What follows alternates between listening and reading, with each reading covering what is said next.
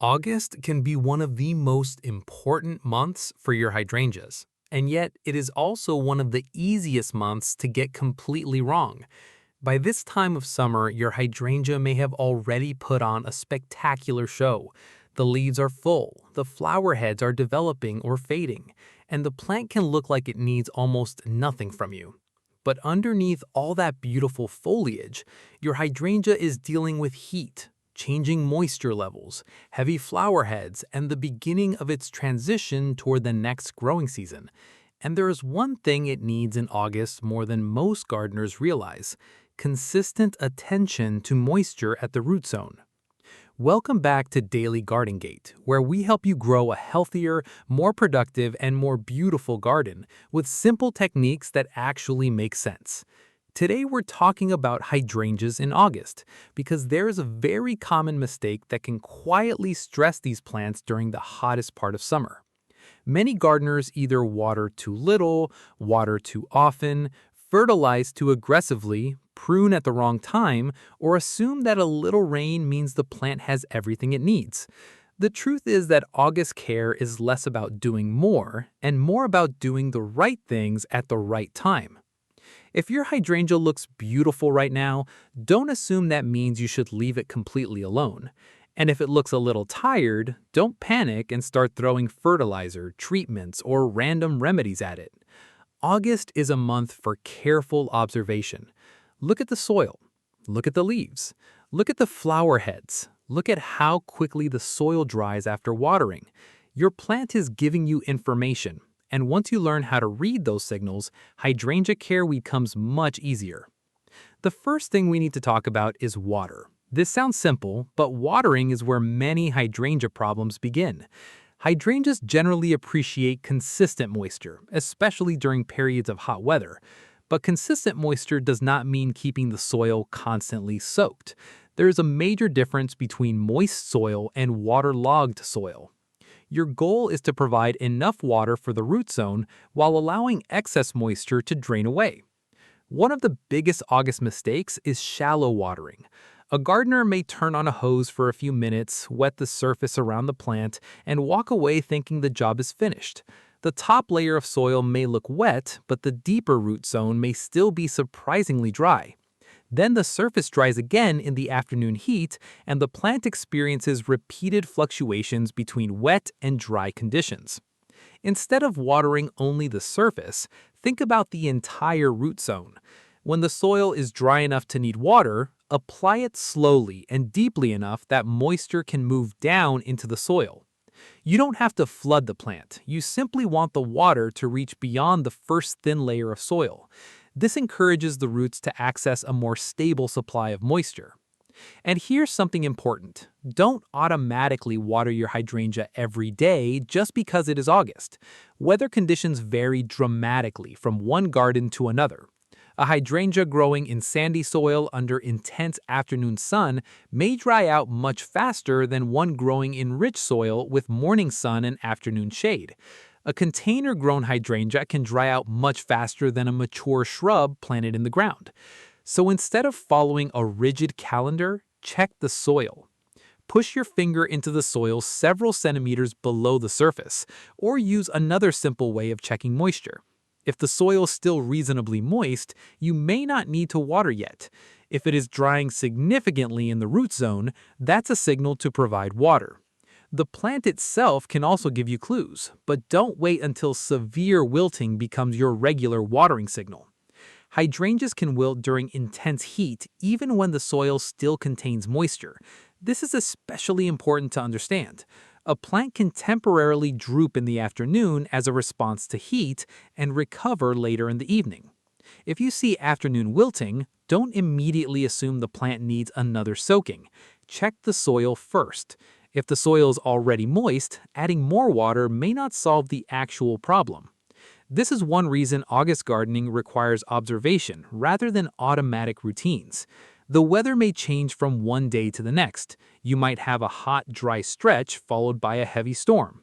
After the storm, the soil may remain wet for several days, even though the leaves are still exposed to intense heat. If you water again simply because it is your normal watering day, you could create unnecessarily wet conditions around the roots. Now let's talk about mulch, because this is another powerful tool for August hydrangea care. A layer of suitable organic mulch around the plant can help moderate soil temperature, reduce evaporation, and protect the soil from drying too quickly. But mulch needs to be used properly. You don't want to pile a mountain of mulch directly against the stems. Instead, spread it around the root zone while leaving a little space around the base of the plant. Think of mulch as a protective blanket for the soil, not something that should bury the crown or stems. A moderate layer can be very helpful during hot weather, particularly when the garden receives strong sunlight. Mulch also helps reduce the dramatic temperature changes that can happen near the soil surface.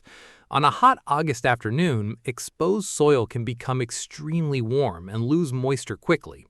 Organic mulch creates a buffer. It helps the soil stay more stable, which can make the root environment more comfortable. But remember that mulch does not replace watering.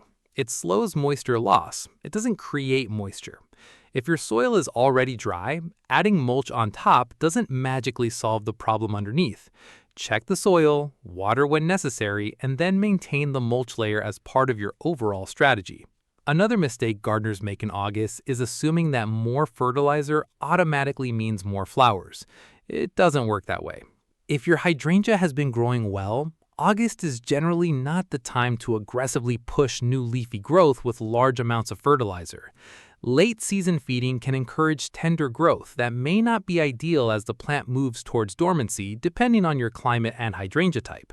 This doesn't mean that every hydrangea should receive exactly 0 nutrients in August under every circumstance. Soil fertility, plant condition, hydrangea variety, and regional climate all matter. But the important lesson is this. Don't fertilize simply because the plant looks like it could be greener or because you want more flowers immediately. If your hydrangea is healthy, has good foliage, and is flowering normally, unnecessary fertilizer may do more harm than good. Before reaching for a fertilizer product, consider whether the plant actually has a nutrient problem. Yellowing leaves, poor growth, or other symptoms can have multiple causes, including watering issues, soil conditions, natural aging, pests, or environmental stress. And this brings us to another major August issue: sunlight. Hydrangeas are often described as shade-loving plants, but that description can be misleading. Different hydrangea types in different climates can produce very different results. Many hydrangeas perform beautifully with morning sun and afternoon protection, while others can tolerate more sunlight if they have adequate moisture and suitable conditions. The problem isn't simply sun equals bad. The real issue is the combination of sunlight, heat, moisture, and plant variety. A hydrangea receiving strong afternoon sun during a heat wave can experience much greater stress than the same plant receiving gentle morning sunlight. If your hydrangea regularly wilts during hot afternoons, develops scorched-looking leaf edges, or struggles despite adequate watering, take a closer look at its growing location. You may not need to move the plant immediately, but you may need to understand how much direct sun it is receiving and when that sun occurs. Morning sunlight can be especially useful because it provides energy for growth while giving foliage time to dry after overnight moisture. Afternoon conditions can be much harsher in hot climates. If your hydrangea is already established, don't rush into transplanting it during extreme summer heat simply because it looks stressed. Major root disturbance during a stressful period can create additional problems. Instead, focus first on improving moisture management and reducing environmental stress where possible. If the plant is in a container, you may have more flexibility to adjust its position. If it is planted in the ground, shade from nearby structures or taller plants may influence its conditions. Now let's talk about flowers, because August is when many gardeners start wondering whether they should cut off the fading blooms. This is where knowing your hydrangea type becomes extremely important. Not all hydrangeas flower on the same type of growth. Some produce flowers primarily on older wood, while others flower on new growth. This distinction can completely change when you should prune. If you prune the wrong hydrangea at the wrong time, you may accidentally remove buds that would have produced flowers in the following season. That's why one of the best August habits is to resist unnecessary pruning until you know exactly what type of hydrangea you have and how it flowers. Don't assume that every hydrangea should be cut back in the same way. Big leaf hydrangeas, for example, can be particularly sensitive to pruning timing because many varieties flower on older stems. Removing those stems at the wrong time can mean removing next year's flower potential. Panicle hydrangeas behave differently, and smooth hydrangeas have their own growth and flowering patterns. So before you pick up your pruning shears, identify your hydrangea. Look at the variety if you know it. Check the plant's flowering habit. Understand whether it produces flowers on old wood, new wood, or both, depending on the cultivar. This small bit of knowledge can save you from a frustrating season next year. And if you're not sure, sometimes the smartest gardening decision is to do nothing. You don't have to prune simply because you have pruning shears. You don't have to cut every fading flower. Nature doesn't require your garden to look perfectly manicured every day of summer. In fact, leaving some aging flower heads on the plant can provide visual interest well into fall, and can even add structure to the winter garden. Depending on your hydrangea type and your personal preference, you can remove spent flower selectively, but there is no need to treat every fading bloom as an emergency. Another thing to watch in August is leaf condition. Healthy hydrangea leaves should generally have good color and firmness appropriate to the variety. If you suddenly notice widespread yellowing, browning, curling, spots, or unusual damage, don't immediately assume the plant needs fertilizer. Start with the basics. Has the weather been unusually hot? Has the plant been receiving enough moisture? Has the soil stayed wet for too long? Has there been a sudden change in sunlight? Are there signs of insects? Has the plant recently been disturbed? Gardening problems are often easier to solve when you identify the cause instead of treating the symptom. A yellow leaf doesn't automatically mean add nitrogen. Brown edges don't automatically mean add more water. Wilting doesn't automatically mean water every day. The same visible symptom can have several different causes.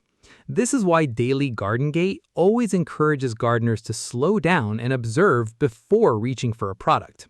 Your garden is a system. Water, soil, sunlight, temperature, roots, leaves, and weather all interact. Let's talk about drainage because it is just as important as moisture. Hydrangeas appreciate moisture, but the roots still need oxygen. If soil stays saturated for long periods, the root environment can become unhealthy. This is particularly important after periods of heavy August rain. If your area has received repeated storms, don't continue watering according to your normal schedule without checking the soil. You may discover that the ground is already holding plenty of moisture. In that situation, the best thing you can do may simply be to wait.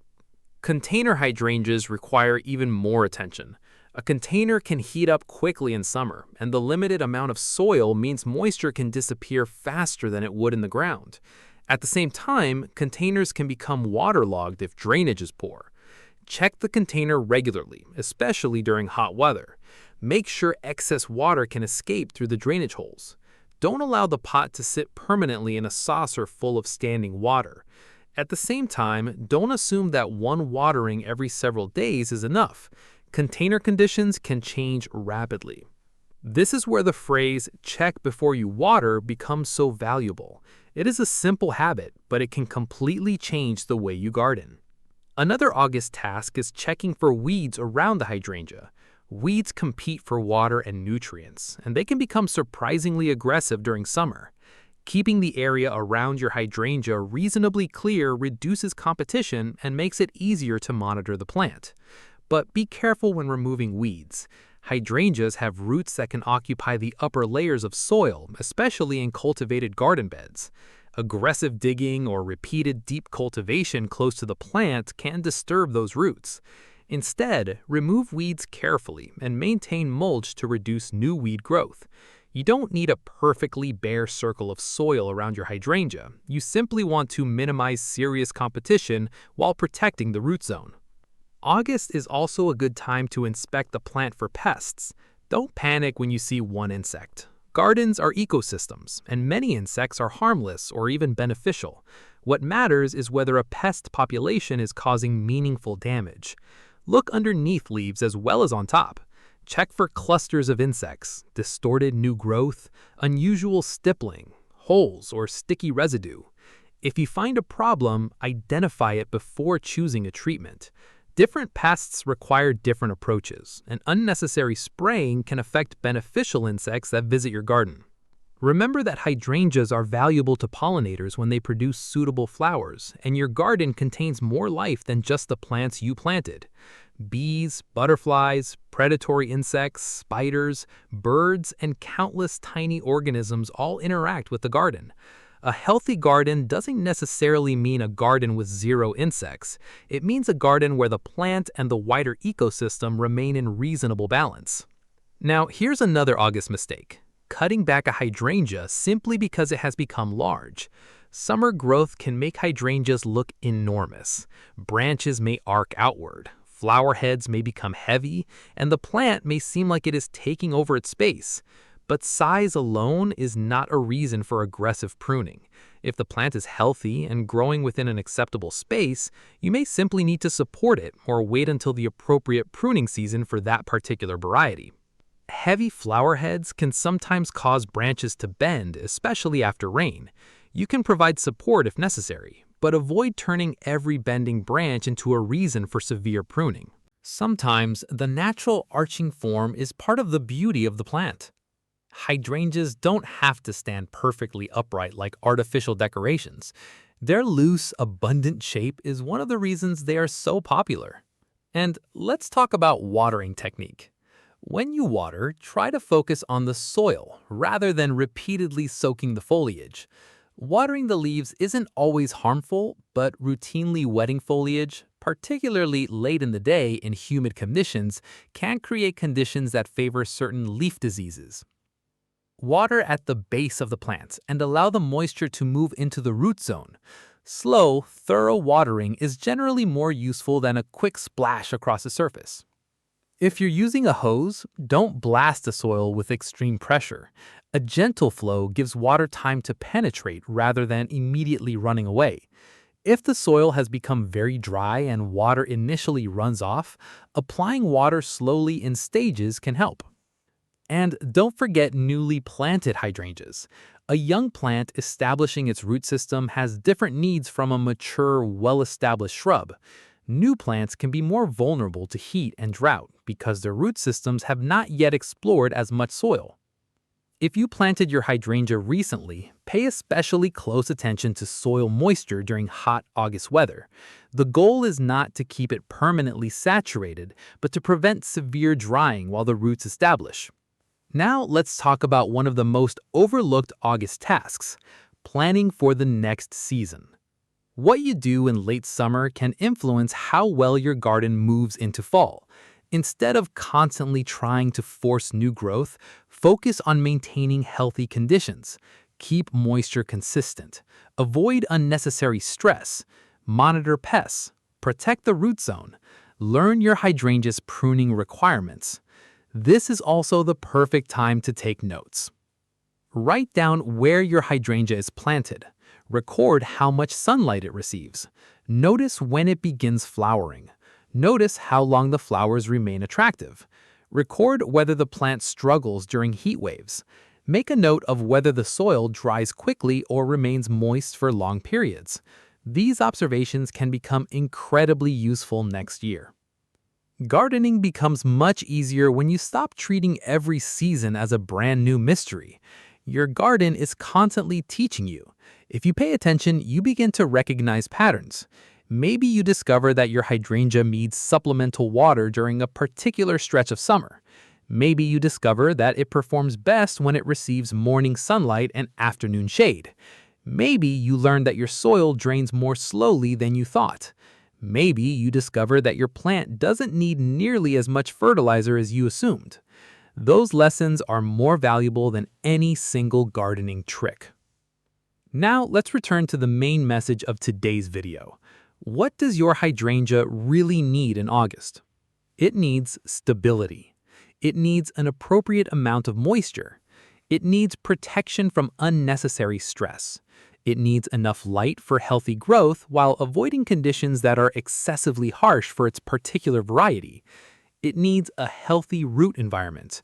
It needs thoughtful pruning rather than automatic cutting. And above all, it needs you to observe before you act. Many gardeners make the mistake of believing that successful gardening means constantly doing something. Water more, fertilize more, prune more, spray more, cut more. But plants don't necessarily become healthier because we do more to them. Sometimes the best gardening decision is to protect what is already working.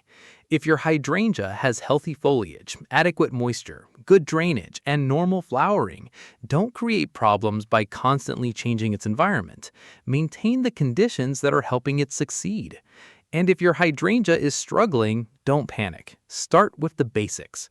Check the soil moisture, check drainage, check sunlight, check the leaves, check for pests, check whether you've pruned recently, check whether the plant was recently transplanted.